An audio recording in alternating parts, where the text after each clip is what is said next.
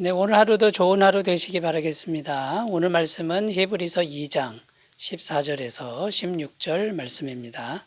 자녀들은 혈과 육에 속하였음에 그도 또한 같은 모양으로 혈과 육을 함께 지니심은 죽음을 통하여 죽음의 세력을 잡은 자 곧 마귀를 멸하시며 또 죽기를 무서워함으로 한평생 매어 종로로 타는 모든 자들을 놓아주려 하심이니 이는 확실히 천사들을 붙들어 주려 하심이 아니요 오직 아브라함의 자손을 붙들어 주려 하심이라.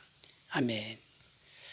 네, 오늘 말씀의 주제는 어제 말씀에 지난번 말씀에 연장선상에 있는 그런 말씀인데요. 그 주제가 뭐냐면 구원받은 성도들이 누리는 은혜가 무엇인가, 이런 주제인데, 실로 구원받은 성도들은 하나님으로부터 엄청난 은혜를 받고 있고 또 누리고 살 수 있다. 자, 이것을 계속해서 지금 말씀하고 있습니다. 앞의 말씀에서는 하나님의 자녀 권세, 엄청난 권세죠. 또 완전한 죄사함, 완벽한 죄사함의 은혜, 그리고 무한하신 하나님의 사랑이 계속 공급되고 또 예수님과 같은 신적인 믿음이 공급되는 실로 엄청난 은혜가 계속 우리에게 주어진다라고 말씀을 드렸습니다. 오늘 말씀의 주제는 뭐냐면 죽음에 관한 것인데요. 죽음이라는 게 참 무섭고 두려운 존재이지요. 그런데 구원받은 성도는 그 무서운 죽음의 권세를 이긴다. 넉넉히 이긴다. 죽음의 권세를 이기는 엄청난 은혜를 누리며 살 수 있다. 이것을 이제 오늘 본문 말씀은 말씀해 주고 있는데, 구체적으로 어떻게 이 성도의 구원이 이 무서운 죽음의 권세를 이기는 것인지 살펴보면서 은혜를 나누겠습니다. 자, 첫 번째는요. 첫 번째, 예수님께서 십자가에서 대속의 죽음을 죽으심으로 성도는 죽음의 권세를 이긴다. 이런 내용입니다. 14절 말씀 읽겠습니다. 자녀들은 혈과 육에 속하였음에 그도 또한 같은 모양으로 혈과 육을 함께 지니심은 죽음을 통하여 죽음의 세력을 잡은 자 곧 마귀를 멸하시며. 14절 끝부분에 보면 죽음을 통하여 죽음의 세력을 잡은 자 곧 마귀를 멸하시며, 이렇게 기록되어 있습니다. 이 죽음을 통하여 이렇게 되어 있는 이 말씀의 의미는 예수님이 십자가에서 죽으신 것을 의미합니다. 예수님의 십자가 죽음을 통하여 죽음의 세력을 잡은 자 마귀를 멸하신다. 이런 내용인데요. 이게 무슨 말이냐면 마귀라는 존재는 죄가 있으면은 계속해서 역사합니다. 강력하게 역사하죠. 죄가 있으면 계속 마귀가 역사하는데 결국은 고통과 고난을 수도 없이 받게 하다가 멸망시키는 겁니다. 그러니까 죽음에 이르도록 하는 것이죠. 그런데 세상에 있는 모든 사람들이 다 죄인이라는 겁니다. 죄가 없는 사람은 한 사람도 없는 것이죠. 로마서 3장 23절에 모든 사람이 죄를 범하였음에 하나님의 영광에 이르지 못하더니, 모든 사람이 죄를 졌으니 마귀가 모든 사람에게 역사해서 죽음으로 끌고 간다라는 것입니다. 로마서 6장 23절 죄의 삭은 사망이요. 죄진 사람은 죽음이라는 그 값을 치러야 된다. 이제 이런 말씀이 되는 거죠. 자, 그런데 예수님께서 십자가에서 죽으셨습니다. 근데 예수님이 십자가에서 죽으신 죽음은 모든 죄인을 대신해서 그 죄값을 짊어지시고 죽으신 죽음이라는 거죠. 자, 그러니까 누구든지 예수님을 믿으면 어떻게 되냐면 모든 사람이 죄를 졌지만 그 죄가 예수님의 십자가로 옮겨진다라는 겁니다. 그러니까 계속 죄가 사해지니까 죄가 없어지는 것이죠. 예수님을 믿으면 예수님 십자가로 죄가 옮겨지니까 영원한 죄사함이 되니까 마귀가 이제 죄를 찾을 수가 없는 겁니다. 죄가 없어지니까 마귀의 역사가 그친다라는 겁니다. 그래서 더 이상 마귀는 죄가 없는 곳에서는 무용지물이 되는 것이죠. 고린도전서 15장 54절 55절 이 썩을 것이 썩지 아니함을 입고 이 죽을 것이 죽지 아니함을 입을 때에는 사망을 삼키고 이기리라 기록된 말씀이 이루어지리라. 사망아 너의 승리가 어디 있느냐? 사망아 내가 쏘는 것이 어디 있느냐? 그러니까 이제 사망이 더 이상 역사할 수 없는 것은 죄가 사해지기 때문에 계속해서 사해지고 영원히 사해지기 때문에 더 이상 이제 마귀가 역사할 수 없고 죽음이 역사할 수 없다라는 겁니다. 자, 그래서 구원받은 성도는 죽어도 다시 산다라는 것이고 영원히 산다라는 것입니다. 그러니까 여러분, 성도는 죽음의 권세를 이제 넉넉히 이긴다라는 것인데요. 십자가에서 죽으신 예수님을 믿으면 언제든지 이긴다라는 것이고 부활해서 영생을 누린다라는 것이죠. 요한복음 11장 25절 26절 예수께서 이르시되 나는 부활이요 생명이니 나를 믿는 자는 죽어도 살겠고 무릇 살아서 나를 믿는 자는 영원히 죽지 아니하리니 이것을 내가 믿느냐. 자, 여러분, 성도의 구원이 이 죽음의 권세를 이기는 이 엄청난 은혜를 우리가 지식으로도 알고 또 실제적으로도 누리며 살아가는 복된 인생이 되시기 바라겠습니다. 자, 두 번째 주제로 가보겠습니다. 두 번째, 성도의 구원이 어떻게 죽음의 권세를 이길 수 있는가. 두 번째는요, 천국에 대한 확실한 믿음을 주심으로 죽음의 권세를 이길 수 있다라는 겁니다. 15절 말씀입니다.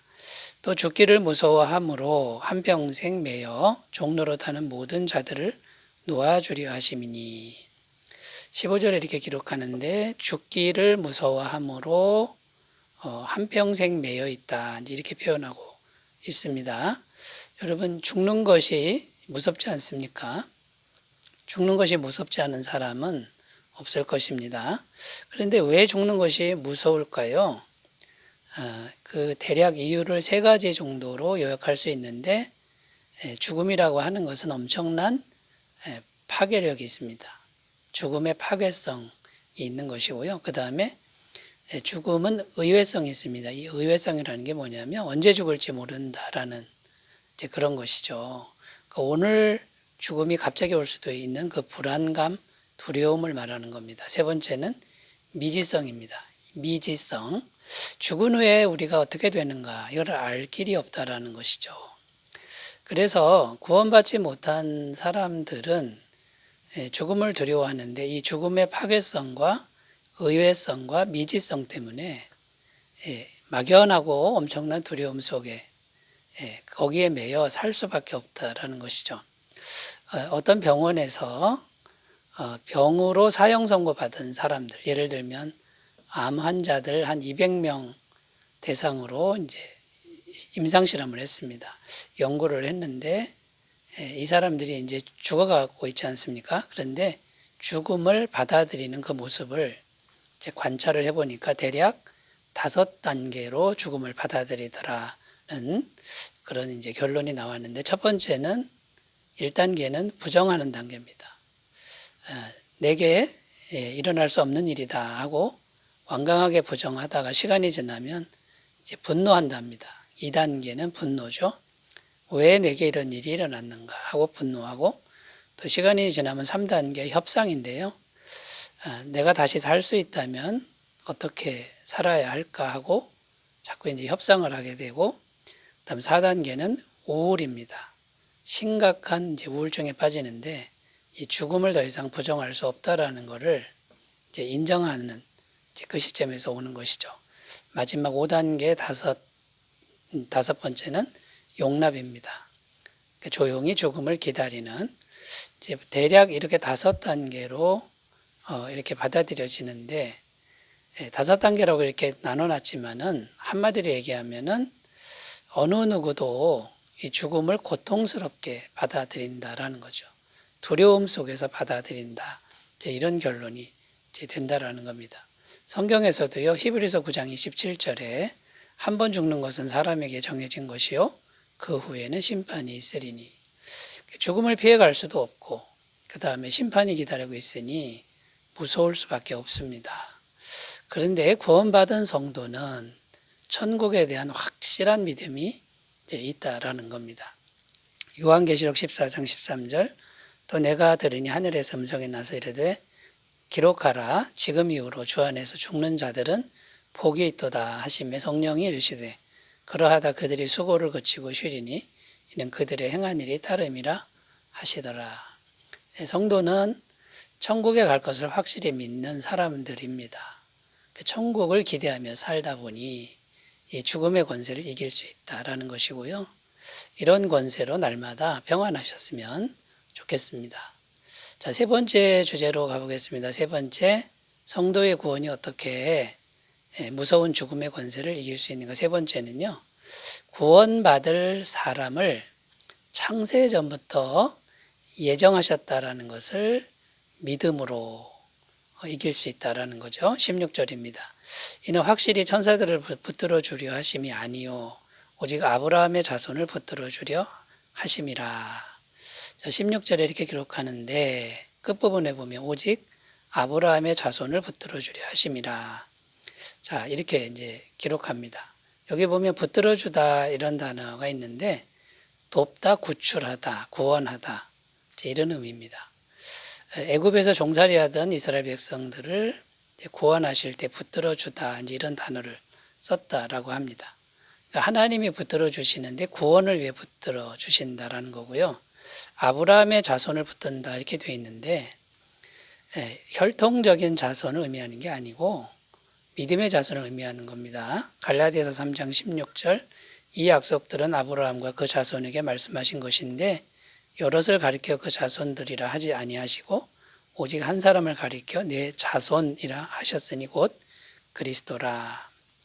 그러니까 그리스도를 아브라함의 자손이라고 말씀한 거고요.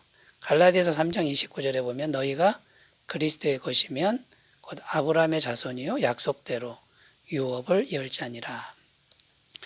그러니까 그리스도의 그러니까 그리스도를 믿는 사람들은 아브라함의 자손이다. 믿음의 자손이라는 것이죠. 그런데 성경에 보면 이 아브라함의 자손, 곧 구원받을 믿음의 자손은 창세전에 이미 하나님이 예정하셨다라고 증언합니다. 에베소서 1장 4절 곧 창세전에 그리스도 안에서 우리를 택하사 우리로 사랑 안에서 그 앞에 거룩하고 흠이 없게 하시려고 창세전에 붙들었다라는 거죠. 이 얼마나 안정된 붙드심입니까? 여러분, 우리 성도의 구원은 어쩌다가 된 게 아니라 창세전부터 하나님이 붙들고 계셨다라는 이 믿음과 이 지식이 죽음의 무서운 권세를 이길 수 있다라는 것입니다. 자, 오늘은 성도에게 주시는 그 엄청난 은혜 중에 죽음의 권세를 이기는 은혜가 있음을 나누었는데요. 이 은혜 속에서 날마다 승리하며 살아가시기 바라겠습니다. 기도합니다. 하나님 아버지, 성도에게 엄청난 은혜를 주셨는데 그 중에 정말 큰 은혜는 죽음의 권세를 이기는 은혜입니다. 이 은혜를 날마다 누리며 살게 도와주옵소서. 예수님의 이름으로 기도드립니다. 아멘. 하나님 은혜 충만하시기 바라겠습니다. 감사합니다.